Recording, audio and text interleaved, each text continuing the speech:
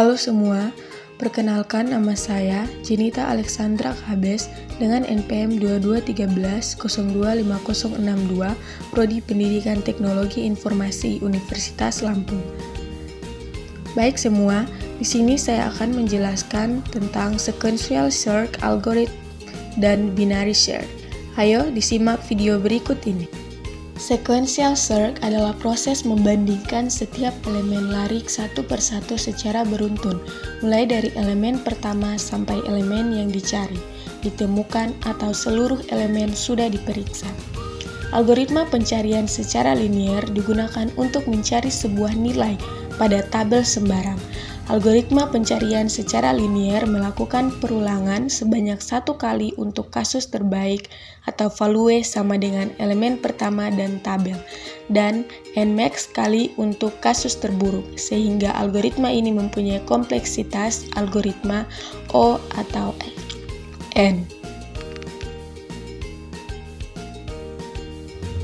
Kemudian, ada sequential search algorithm atau algoritma pencarian. Proses pencarian data dengan metode ini cukup sederhana dan mudah dipahami. Dalam pencarian ini, proses dilakukan dengan cara mencocokkan data yang akan dicari dengan semua data yang ada dalam kelompok data. Proses pencocokan data dilakukan secara berurut satu demi satu dimulai dari data ke-1 hingga data pada urutan terakhir. Jika data yang dicari mempunyai harga yang sama dengan data yang ada dalam kelompok data, berarti data telah ditemukan. Tetapi jika data yang dicari tidak ada yang cocok dengan data-data sekelompok data, berarti data tersebut tidak ada dalam sekelompok data. Selanjutnya, kita tinggal menampilkan hasil yang diperoleh tersebut.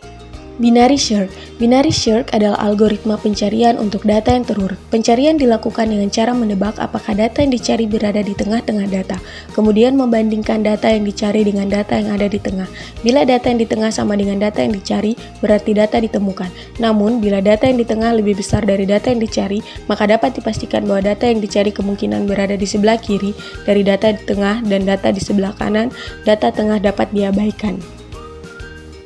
Lalu upper bound dari bagian data kiri yang baru adalah indeks dari data tengah itu sendiri. Sebaliknya, bila data yang di tengah lebih kecil dari data yang dicari, maka dapat dipastikan bahwa data yang dicari kemungkinan besar berada di sebelah kanan dari data tengah. Lower bound dari data sebelah kanan dari data tengah adalah indeks dari data tengah itu sendiri ditambah 1, demikian seterusnya. Lalu kita bisa lihat di sini yaitu ilustrasi metode sequential search yang memiliki indeks 0, 1, 2, 3, 4, sampai 7 dan value 8, 10, 12 hingga 100. Kemudian program akan meminta data yang akan dicari, misalnya 6 dalam kurung X sama dengan 6, terasi 6 sama dengan 8 tidak, 6 sama dengan 10 tidak, 6 sama dengan 6 ya. Kenapa? Karena output ada pada indeks ke min 3. Jika sampai data terakhir tidak ditemukan data yang sama, maka output data yang dicari tidak ada.